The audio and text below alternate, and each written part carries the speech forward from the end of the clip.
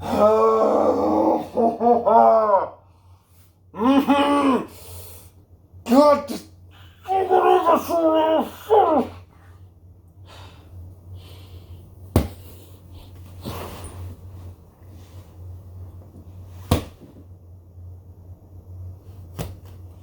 I wish I was playing this up. I really wish I was. 38 for those of you counting, but no, I did not do that all in one go because I like some sanity here. I had to go ditch the Rams shirt and whatnot. I had to go get something good on to remind myself of what good writing is, good characters, good plot, like good anything.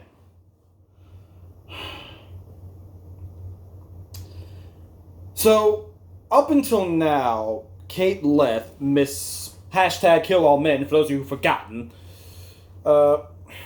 she's mostly been producing. This is the one episode so far I've noticed that she's written. And I don't know if it's her. I don't know if it's one of the other two writers, because there was 3 on this one, where there's normally only one. I think I saw 2 in like episode 2 or 3. But still,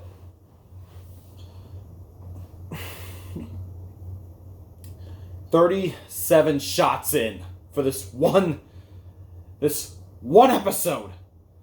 And most of it was in the beginning because, oh dear, everything under the sun. This is easily one of the most offensive things I've ever seen in any depiction of a male ever. Say what you will about the 2016 Ghostbusters, and I have. Freak, give me some. And I've said a lot about them. But at the very least, when you wrote them, yeah, all the men were horrible. They were either stupid, incompetent, a rube, a jackass, or anything else in between. But at the very least, you had variety. There was one dude who was stupid, one dude was a coward, one dude was useless, one dude was Chris Evans, named Kevin. Because, I wouldn't be upset about that at all. But no, you at least had variety of people. This one, you've embodied all of your hatred towards men into one character. And I truly believe they believe this. Because the characters act this way that they've never acted before in their life.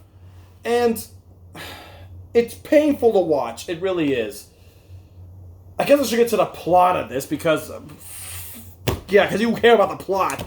I've sat through 5 episodes of this. This episode is so bad, by the way. I had to stop 3 times. One to export the videos from episodes 4 and 5.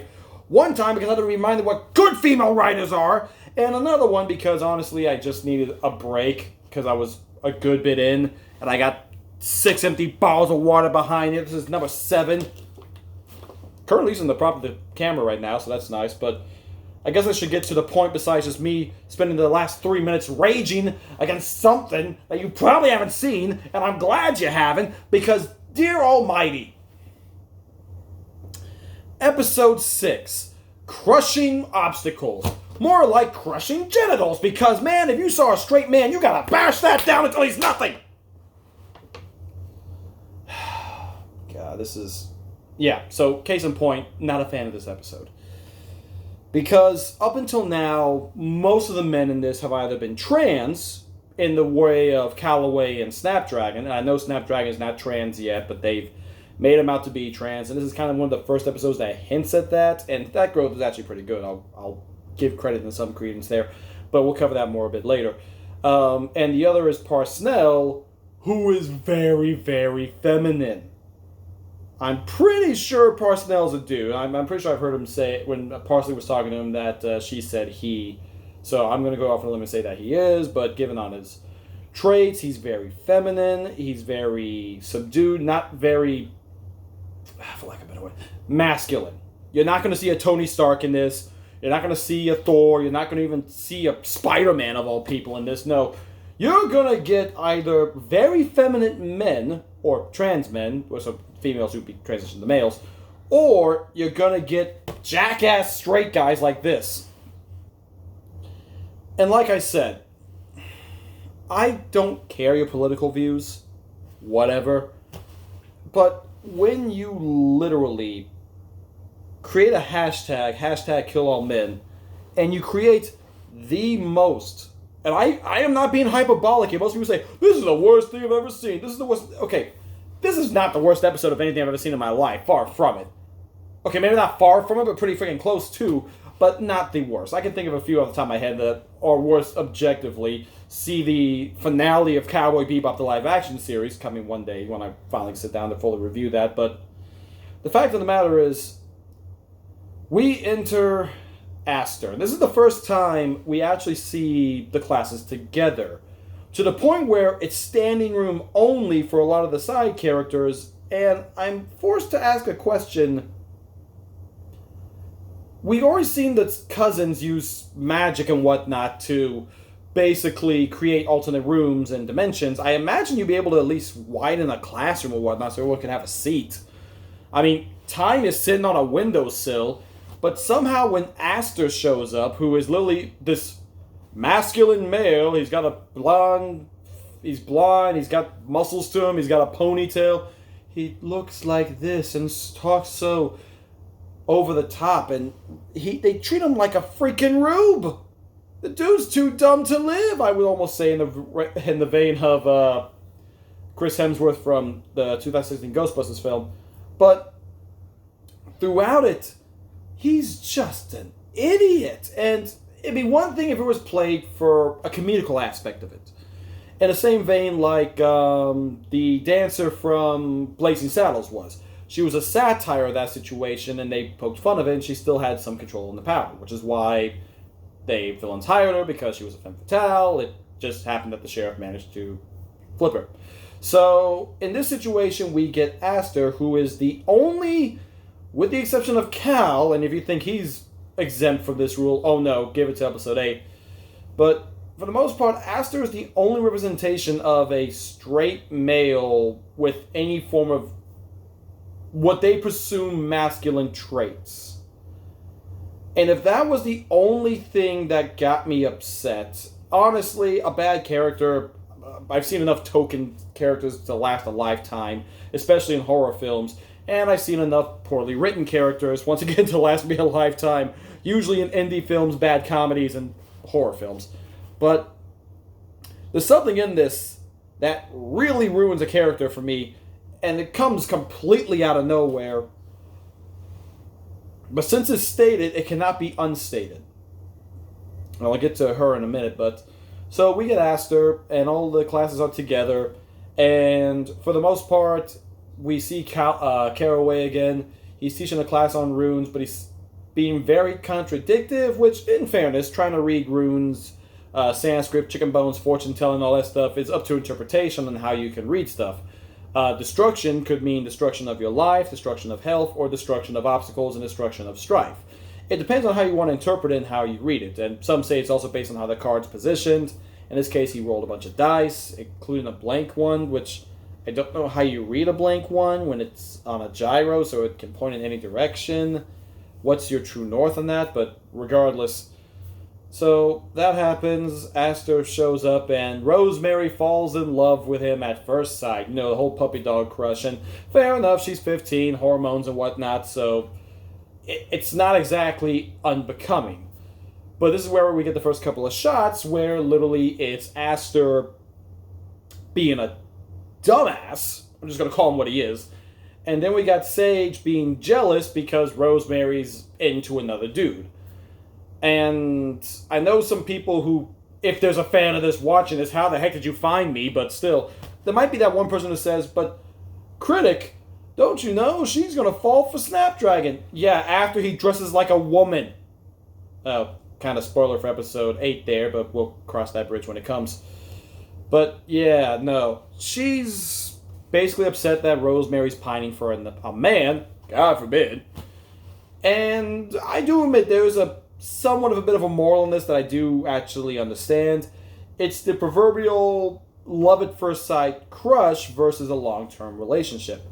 Rosemary falls in love, aka crush, in this guy, but spending time with him over time will actually open her eyes to what type of person he is. Now, usually in that crush scenario, you're either in love with a person and you can get over their idiosyncrasies and their baggage, as some would call them, or you realize you're not compatible, it was fun while it lasted, and you go your separate ways, like adults. Or you do the toxic thing and actually stick around and be very passive-aggressive, and that's not good. Note that. So, basically all the classes are together. They're messing with the weapons, and we get to the martial arts instructor whose name I still don't know after all this time. He's the African-American gentleman, always in a purple gi of some sort. You're a horrible teacher. Again, I must stress this enough. Why is everybody in this school a horrible teacher except the blacksmith? Because Snapdragon's having issue with his weapon, an axe, which once again, how did he get selected into this school if he doesn't know how to use his primary weapon? Is it nepotism because his father was a guardian? Maybe, I don't know. But, I think his father was a guardian. We never got confirmation, but I think they said post facto he was. But either way in the show, we don't know. But I'm going to go off a limb and say he is based on the weapon. But the fact of the matter is, instead of being a teacher and teaching somebody how to use their weapon, especially one who's going to need it in the battle, you might want to teach it to him. Just saying, instead of just going, maybe you need a better weapon to fit your personality, to fit who your true self is. We get it, he's trans. You're about as subtle as a brick with the word subtle written on it being bashed on my head over again. And once again, that is not a bad message. Snapdragon's physique would actually, because he doesn't exactly have muscle tone or anything like that, would be better suited to a swift-style weapon, like a rapier or a spear. Or maybe even more of a ranged weapon, like, say, throwing stars, kunai, or bow. But I guess not really a bow, because a bow requires actually a good amount of muscle strength behind it if you're going to pull it correctly. But other than that, though, shouldn't you teach it to him? You're a teacher, a specifically weapons and martial arts teacher. Teach them what they need to survive. What if, for whatever reason, that rapier you give him breaks, and all he's got left is an axe? Well, sucks to be him, because he doesn't know how to use it. It's painful. Because I get to try to play it for a joke, and I get to try to play with the symbolism, but again, you are in this world being a guardian. Still don't know what that is. But I guess they're also adventurers, maybe, because this whole episode is setting up for the next episode where they go on their dungeon crawl, or a dungeon run, I believe is what they call it. And it's actually going to be like the official test, to make sure that they're actually capable of being a guardian. They're going to be split into teams, and the team's going to go into the cave and do stuff. So it makes sense that you would have them take an all-magic class altogether, because you would at least have them to know some bit of magic. Because apparently anybody in this world could use magic. It's just how much you're willing to pull and how much you can use with your Terrasphere, or versus how much you know of your old magic skills. Which is kind of cool, I guess, which makes sense. You would want them to at least know the basics, maybe like a healing spell in case someone gets injured, maybe a location spell or something, and at the same time teaching them to use, basic weapons in case the Terrasphere breaks, they get too exhausted, maybe magic doesn't work on the creature. There's actually a good setup behind this. Now, the show doesn't put that much effort into setting up, I'm giving the benefit of the doubt, but the fact is, at least it's there and I can appreciate it. I don't appreciate once again, the martial arts instructor being a god-awful martial arts instructor, but, we'll take what we can. So, he does this, and Snapdragon gets a rapier, which, I'll be honest, given his character and his physique, actually does fit him well, so I'm not going to brag too much. Amaranth gets his axe, which once again, I think he said was his father's weapon. So if that really is his father's weapon, who are you to give that away? But maybe it's like he's just meant symbolically, like, oh, an axe is your father's weapon. Clearly you should use this, because the axe, first off, that is a horribly constructed axe, because the handle is only like this big, but the axe is literally about this big. So you got really too much of a low base to get a proper swing on it. Better if it was smaller for a hand axe or whatnot. See, this is what happens when I watch stuff that's horrible and I can pick it apart piece by piece. When you get me upset, I'm going to go into full critic mode and pick everything apart. And it's something I will give credit to something like John Wick, where at least in the variety of weapons, he uses them properly. Granted, because they actually got proper specialists in there to do it, but that's neither here nor there. In Avatar, when they use their techniques for bending, it's actual martial arts techniques and I can see it. Same with Shang-Chi. So I'm going to give credit when it's done well, and garbage when it's done poorly. God. So, Snapdragon gets his new rapier, Amaranth gets the axe, Sage actually gets a spear, which actually is a pretty good one for a spellcaster or whatnot. You want them to have range, so giving them a range style weapon with reach is actually pretty good. And because she doesn't have a lot of upper body strength, or based on her physique, it would make sense for her to use a spear versus something like a pole arm, which requires more of a thrust and a cut method, which we saw some people with, and some people with throwing stars, which pretty cool. And then we see, obviously, Rose using her sword until Aster gets a hold of it, but table that aside. And Tyne's using her bow, Parsley's using the hammer. Parsnell, who we met in the last episode, is actually using these pretty cool weapons. They look a lot like, I'm not familiar with them, but they look like a hook sickle. So, like, you got a sickle, basically, but you got little jagged edges so that way you can hook on and pull stuff. I don't recognize that type of weaponry. It seems very, I want to say Middle Eastern or at the very least in the Baltic regions. Near Poland and whatnot. I've seen stuff similar to that, but I mean, it looks like they're literally made to rake, grab a weapon, and pull down, and because he's dual-wielding, he'd be able to slash with the other. And he's actually really skilled with them, so I give credit to that. He's actually a really skilled fighter, and we'll see more of that in this episode. But unfortunately, that's everybody's introduction is out of the way. Now we got to get to Aster, and of course, because he is a straight white male, and in fairness, I mean, Cal is a straight black male, and he gets crud on later, but we'll get to him in a minute. But no, so this guy goes through all the gambits. First off, he starts with not remembering Rosemary's name and calling her rhubarb, and then when she corrects him, or at least somebody corrects him, if I remember correctly, he never remembers it. I would at least try to remember somebody who's, in my class, at least try to understand, or at least apologize when I get the wrong name, just saying. Then again, in this world, rhubarb might actually be a real name, so heck if I know. And then, of course, he wants to see her sword, and reaches behind her back, like brushing by her hair, and pulls out her sword. First off, dude, personal space. Like, especially if you're going to mess with somebody else's weapon, I wouldn't exactly go and grab it for two reasons. One, very dangerous, and two, it's disrespectful. If you hand someone a weapon, it's a sign of respect. To a warrior, the weapon is a part of them. It's the same as if I was to hand over my belt or my gi top or anything. Like when we're doing a drill or whatnot, and we have to use our belt sometimes for restriction training and tension testing. We still use our belts because it's a handy tool. But when we're done, we hand it back to each other with respect. Yeah, he doesn't do that to Rosemary's sword. And once again, how did he get in this school? Because he's claiming he's like this great climber, this master swordsman, this master. He can't cut a freaking dummy with a sword that's enchanted. And of course, he's making all the excuses under the sun. He's trying to do it in a half-assed, like, glamour type of way. He's like, oh, well, you must not be taking care of it very well. Oh, how often do you take it in to get checked? Oh, like, dude! Like, admit when you're wrong. Admit when you make a mistake. Lord, I've done it enough times.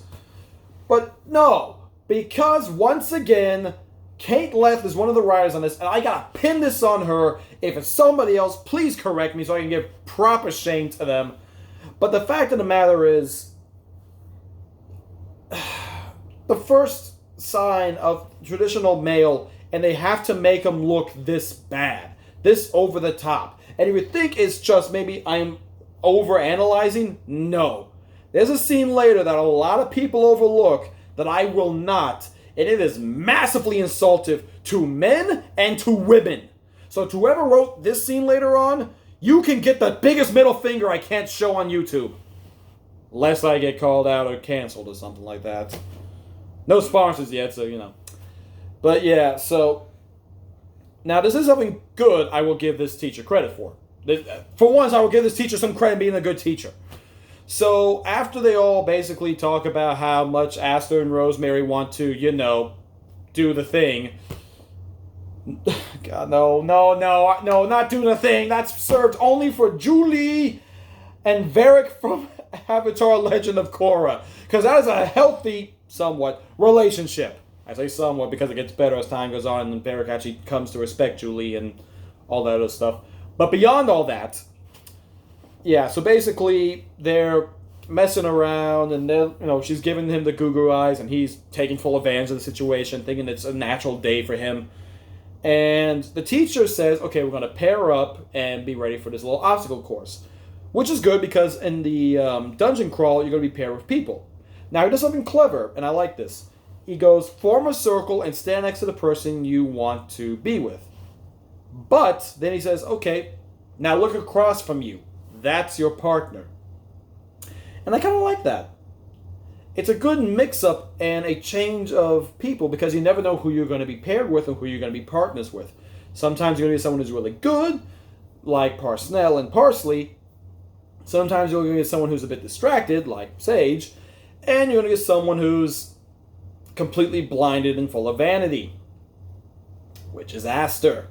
And man, oh boy. So I guess this is the part where the plots shift, I would say, even though realistically it boils down to this. Parsley and Parsnell kick butt because they work very well together. And actually, Parsnell, I gotta give credit to this. He's kind of leading the way in a lot of scenarios. He's the one who's leading them to crawl. He jumps into this abyss because he doesn't believe in abysses for some reason. I mean, I would imagine abysses are a thing and you wouldn't want to jump into them, but he does it to help with one part of the obstacle course. They work together in the maze. He's kind of taking charge a little bit, and, you know, it's pretty good. Like I said, I don't know he was going to come out as being on the feminine side, but at the very least, he's very competent, and him and Parsley are working well together. It's a good partnership. He's showing things, she's showing things, and they're talking together, and they're working together and everything, and there's a good bit of respect for each other, and I can appreciate that. Shame that's the only good thing in this episode, because now we get the Tyne and Amarith, which, not bad, but all we get from that is that Tyne and Amarith finally get a little bit of respect for each other, I guess you could say that. And apparently Amarith's mother, well, apparently she was raised by 9 au pairs, which if you don't know what au pairs are, they're basically countesses, which are like tutors and nannies and whatnot, usually set around the 1700s to, I want to say, maybe 18s. Could be wrong on that. Might be closer to the 15s, but still, fact is, she's rich. Mom and dad are always away. Mom's apparently decking sailors. And maybe talking about affairs that way, too. They were kind of ambiguous about her mom being a playgirl, but whatever. And Tyne also not liking people that much, I guess. And then Amarith gets that together, and I guess they're forming a bit of a bond, which kind of works out because Snapdragon's going to break the bully divide already with Sage because he still has a crush on her. And I'm going to get to them in a second here, but I might as well finish up with Rosemary and Aster. Basically, every challenge can boil down to this. Aster says he has it. Rosemary pines for him. Aster talks about how awesome he is and how he managed to beat all these championships and whatnot, and he's got all these trophies. I'm so awesome. Then he tries and falls flat on his face, and then Rosemary has to save him. And then he goes, "Oh, thank you, Rhubarb. You were so useful." Oh. Rinse and repeat. Until finally the last one, when she realizes maybe he's a jackass and a dumbass. I don't know. But, yeah, the entire time he's got nothing but this air of what I assume they're assuming is toxic masculinity. I call it being a jackass, but apparently that's a phrase no longer existing in this world. Especially for Kate Leth, but whatever. So, and I'm a little projecting there and whatnot. Like I said, it could have been any of the other two writers. I'm going to play the betting odds here. If someone's got proof of otherwise, please let me know, and I will administer an apology to Leth, and I will condemn the other two, or one of the other two, whichever. But until then, I'm playing the odds with somebody who created a hashtag made solely for this character. So, yeah, we continue on with this train. Rosemary comes to realize Aster's useless because toxic masculinity, and they finish. And I'm going to get to the finishing part in a minute here because something happens that I have a question on. But let's cut to the scene that really made me mad because, like I said, having a token character or a blatant stupid representation doesn't make me mad that much. I watched Black Lightning, where they basically made the evil villain the stereotypical Trump supporter, including with the phrase, "We will make America great again," as you're trying to wipe out a good bit of America. Yeah, I don't think you know what that word means, but okay.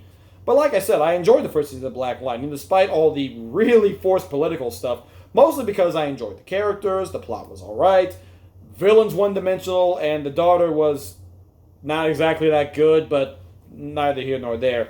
I probably should rewatch the other 2 seasons now that they're on Netflix, I believe, but until then. So, that's that. Where was I? Oh, right. The Sage and Snapdragon. Remember, I'm about 38 in, y'all, and about 7 or 8 bottles of water. This was over the span of about 2 hours to watch a 25-minute episode. And that is to watch an entire episode of Kamen Rider Double. Watch it. And by Kamen Rider Double, I mean W Sport. Well, a little bit of a sneak peek of what show I'm going to be talking about later, because I've been currently re-binging it because it's so great that you got men and women working together, solving these cases, treating respect for each other, having one be the boss of another, but still being respectful and not treating one person worse than the other, solely on sex. Oh, and here comes the point where I've been getting to. 15%. I'll get done in a sec, you battery. So, here's the case. Sage and Snapdragon end up paired together. And like I said, Snapdragon has a crush on Sage. And Sage is still upset because her crush, Rosemary, at this point, not even trying to hide that she's got a thing for her, basically is upset that Rosemary's got a thing for Aster. So she spends the entire time talking about how much Aster sucks, how much she longs for Rosemary, and how much she's so distracted, and Snapdragon's trying to, build a connection at the very least so that way they can finish this maze. He's not even trying to go for like a romantic ship, like, oh, you're friends with somebody else. Well, no, he's not doing that. He's actually being very respectful for all this and listening to her complain and be upset. And I give credit to Snapdragon. He's fine for the most part. He's just like, hey, can we focus on this? I get it. You're all about Rosemary, but we're on this little challenge right here. Let's focus on this. Can we work together on this? But no, all she's going on is about Rosemary and how Aster sucks and how Aster's this, and she's all blinded. And she tries, and this is where things shift. Up until this point, Sage has been kind of the voice of reason and the tie to old magic. She's never really shown, besides an affinity towards Rosemary, I'll say that. I would say attraction, but I would say in a fair sense, we would say affinity. The attraction bit would probably come later, but like I said, based on physical contact and the way they talk about each other is a little different, but regardless. So, it's clear she's got a thing with Rosemary, and she's upset with the whole Aster thing. And she brings up to, Snapdragon, when he's like saying, hey, can we just focus on... You wouldn't understand. You're a boy. Boys don't know about feelings. Boys don't know about connections. Boys can't possibly understand what it's like to talk about your feelings. And Snapdragon, who, mind you, at this point is trans, or at least in the process of being transitioned, I would say, he's definitely got a lot of gender issues built up from repression stuff from his father. And I would say this is something he would need to talk to somebody about. He never does, but that's spoiler for another time. Once again, save for episode 11, because there's going to be a long rant on that one too. But Sage is basically hammering in how boys don't have emotions. Boys don't have feelings. Boys don't have any connection. You don't understand about being it because girls being friends and guys being friends are completely different. You can't share your feelings with guys. Can I just respectfully say...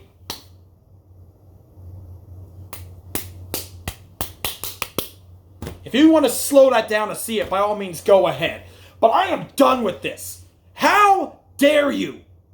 How dare you assume someone has no feelings or no connection because they're a male? How dare you think that guys can't possibly have any connection at all? First off, aren't you supposed to be LGBTQ plus and all that stuff? So shouldn't you believe that queer people who can fall in love could possibly have some form of relationship with each other? Can't you believe that queer people could actually be happy together? Oh no, okay, they don't count because they're guys, apparently, according to you. Which, first off, right there should have been a red flag. But let's even get to the other idea. Straight men can't have feelings with each other? Straight men can't share this stuff? Oh, I don't know. How about when someone close to your family dies and you feel actually any form of remorse? Your boyfriends over there, or your guy friends, or your bros, whatever you want to call them, I don't care what. God forbid you go to them and talk about your feelings because we wouldn't care, apparently, according to you!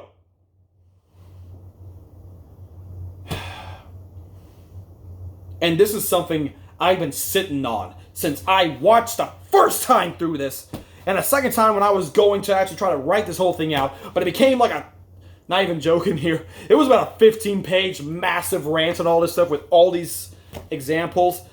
But I'm just going to stick with one. Hold on a sec.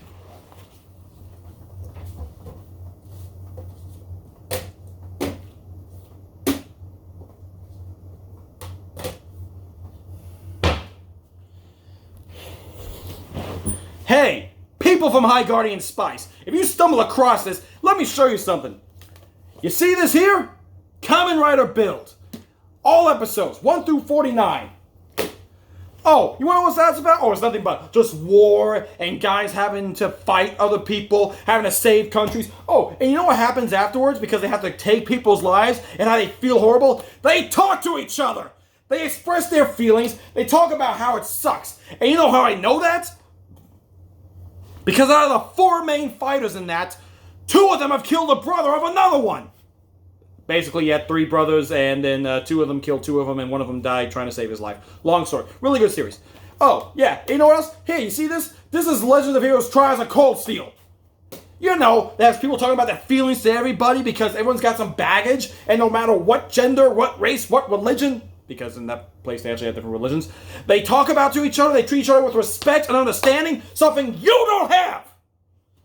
So before anyone tries to get on this case and saying that, oh, I don't like this show because it's all female. I don't like this show because it's all female writers, predominantly female leading staff. How dare you? That is not a defense. This is garbage, and you are doing nothing but being toxic. Remember I said back in the introduction how it all ties with toxicity? When it's bashing together, it is tough to break. Well, now that I know exactly what's going on, and I see this shite, you know dang well what you are doing. And don't even try to say that Sage's apology later on makes up for this, because she doesn't apologize for grossly over-exaggerating men. She doesn't apologize for slandering everyone and saying all men are nothing but basically emotionless husks who can't possibly talk about their feelings with each other. And here's why I'm so upset. Because here's the thing, if that was a character, I would not care. If that was a character, and that was her whole thing, was being a woke feminist, for lack of a better word, and I'm talking about third and fourth wave feminists, not first and second, which actually mattered. Sorry, third and fourth wave, but once you got the right to vote and everything else kind of came together, I would kind of say as far as the rights go, we're all equal. You could say that laws may not be applied equally. Fine, fair enough. But compared to stuff like overseas and whatnot, a little bit different. So if you're going to try to play that game, nah, doesn't work. So, and yeah, like I said, this one would probably get me banned if I was on a Twitter, but I'm not, so hooray me. But the fact of the matter is this, as I've said over and over again, it's insulting because that's not Sage. Sage does not have this massive hang-up when it comes to men. She has never once shown any iota saying men can't have feelings and men can't talk about them. The last episode, literally episode 5, she was in a room with Parsnell and Slime Boy. And like I said, if I was a bet man, I would imagine one would be gay and one would end up being asexual. Or maybe even pan. Because of the bar thing. Because apparently bi is not really that big anymore. Mostly it's pan, I guess, now. I don't know. But the fact is, throughout it, they were talking about their feelings. They were having connections. And it really doesn't make any sense because she talked with them. She let them talk about their feelings, about their cares, about their concerns. So you've either done one of 2 things. Both are egregious. One for the character and one as a writer. I'm going to go with the character one first. 1, if that is her real opinion on this, boy does she use those 2, and boy is she one of the worst people around. Worse than Amareth, worse than Snapdragon, and I guess Snapdragon wasn't that bad, but Amareth I would say is worse. Still, worse than other dudes going to show up later. Because at least they're transparent. At least they're honest with their hatred and their pseudo-bigotry. You're freaking two-faced. which I don't believe. Instead, this is, I'm gonna bet, the second issue, where you're using the character as a mouthpiece. You wanted to get your view across, you wanted to expand your views, and you made this character, who normally never talks like this, espouse your beliefs. And some could say maybe it was just her lashing out because Rosemary was talking about another dude. But I imagine, and I have to go with this, I imagine at some point in their small little village, there might have been a boy who liked Rosemary, or Rosemary might have liked another boy, and she would have had to have dealt with this at some point in time.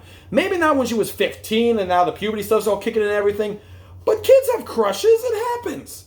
We all had a childhood crush when we were like 6 or 7. We thought they were cute, we thought we knew what love was, puppy love as they call it. But yeah, it doesn't really mean much, it doesn't do anything. And I get stuff like this, and it's something everyone always overlooks, because everyone just looks straight at Aster, the symbol of toxic masculinity and what they believe a man is. And they'd probably say me saying this is mansplaining, but whatever. The fact is, this is not good writing. This is not good characters.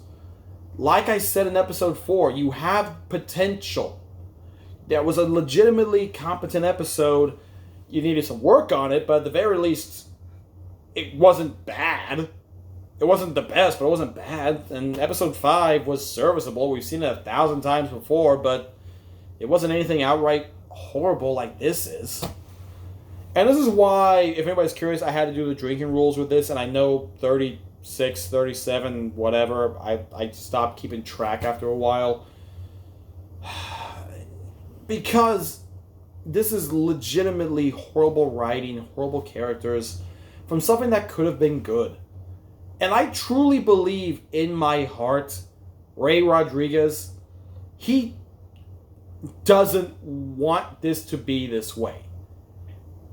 I truly believe that, because when Kate Leth isn't around, you don't really kind of see this type of stuff. And the fact this is the first one she wrote after everything that's been done, it really rubs me the wrong way, and it robs these characters, and to show that this really doesn't make much sense for any characters, though I could say this is kind of maybe in character.